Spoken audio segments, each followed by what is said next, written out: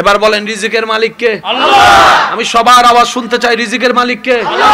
হায়াতের মালিক কে? আল্লাহ। সম্মান দেওয়ার মালিক কে? আল্লাহ। আল্লাহর নিয়ামত দেওয়ার মালিক কে? আল্লাহ। জ্ঞান দেওয়ার মালিক কে? আল্লাহ। হায়াত দেওয়ার মালিক কে? আল্লাহ। উনি আছে? উনি দেখে? উনি শুনে?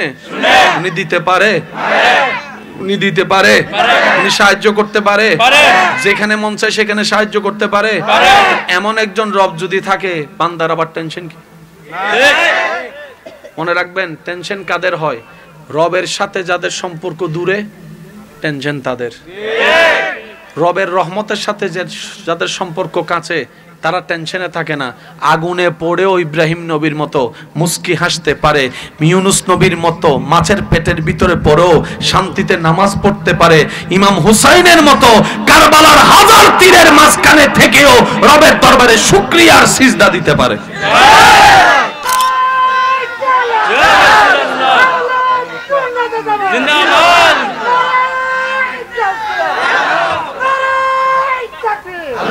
উচ্চাওয়াজ একবার বলেন মারহাবা।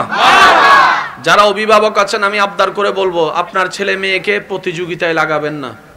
যে কোনো সময় ব্রেন,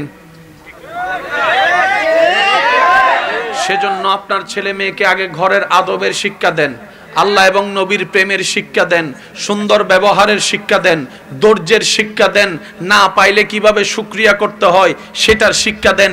এই 5টা শিক্ষা দিয়ে আপনার সন্তানকে অন্তরকে আলোকিত করেন।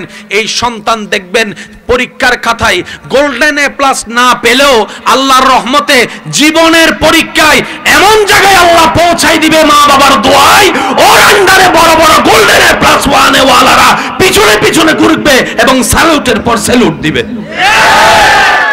এবার বলেন রিজিকের মালিক কে? আল্লাহ। আমি সবার আওয়াজ শুনতে চাই, রিজিকের মালিক কে? আল্লাহ। হায়াতের মালিক কে? আল্লাহ। সম্মান দেওয়ার মালিক কে? আল্লাহ। আল্লাহর নিয়ামত দেওয়ার মালিক কে? আল্লাহ। জ্ঞান দেওয়ার মালিক কে? আল্লাহ। হায়াত দেওয়ার মালিক কে? আল্লাহ। উনি আছে? উনি দেখে? উনি শুনে? উনি দিতে পারে? উনি দিতে পারে? উনি সাহায্য করতে পারে? যেখানে মন চায় সেখানে সাহায্য করতে পারে? এমন একজন রব যদি থাকে, বান্দার আবার টেনশন কি? মনে রাখবেন, টেনশন কাদের হয়? রবের সাথে যাদের সম্পর্ক দূরে, টেনশন তাদের। রবের রহমতের সাথে যাদের সম্পর্ক কাছে, তারা টেনশনে থাকে না। আগুনে পড়েও ইব্রাহিম নবীর মতো মুস্কি হাসতে পারে, ইউনুস নবীর মতো মাছের পেটের ভিতরে পড়েও শান্তিতে নামাজ পড়তে পারে, ইমাম হুসাইনের মতো কারবালার হাজার তীরের মাঝখানে থেকেও রবের দরবারে শুকরিয়ার সিজদা দিতে পারে।